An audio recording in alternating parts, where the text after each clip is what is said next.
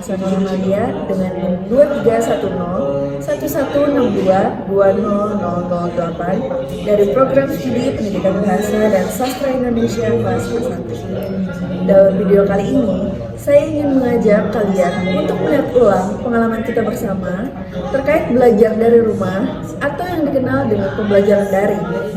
Bukan cuma itu, tentang teknologi atau Zoom, tapi tentang tantangan, adaptasi, dan nilai-nilai yang akan kita pelajari di sepanjang jalan.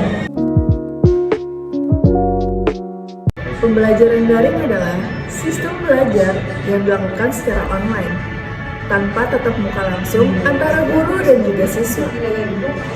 Kita belajar lewat Zoom, Google Meeting, dan juga Classroom, atau kadang bahkan lewat WhatsApp Group.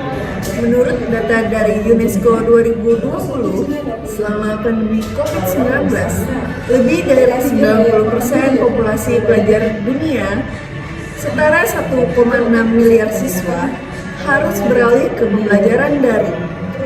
Di Indonesia sendiri, Kemendikbudristek mencatat bahwa lebih dari 68 juta siswa terdampak perubahan ini. Tapi, terkadang semuanya tidak harus selalu mulus. Saya pribadi kadang merasa kewalahan.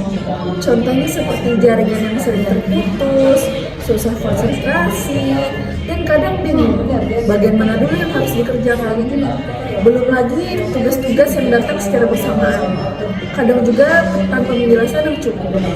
Menurut hasil survei Pusat Asesmen dan Pembelajaran 2021, 53% siswa mengalami kesulitan fokus saat belajar daring, dan 42% merasa kurang memahami materi yang disampaikan secara online. Lalu, tantangan lainnya adalah hilangnya interaksi sosial. Dulu, kalau ada yang tidak paham terkait materi, kita bisa bertanya secara langsung kepada teman sebelah.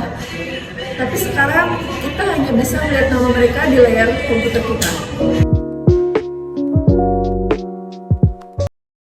Tapi di balik semua tantangan itu, saya jadi belajar satu hal penting, bahwa kita tidak bisa menunggu situasi menjadi ideal.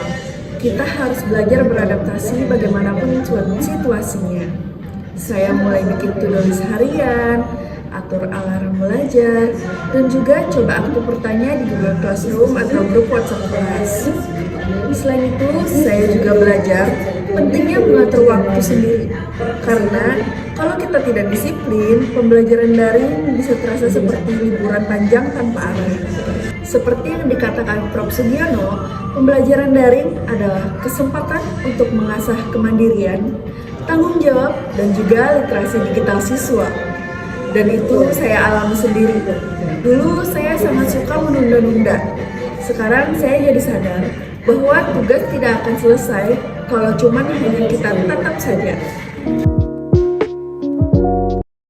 Oh iya, ada satu hal yang juga penting dalam pembelajaran daring yang harus kita jaga, yaitu etika digital.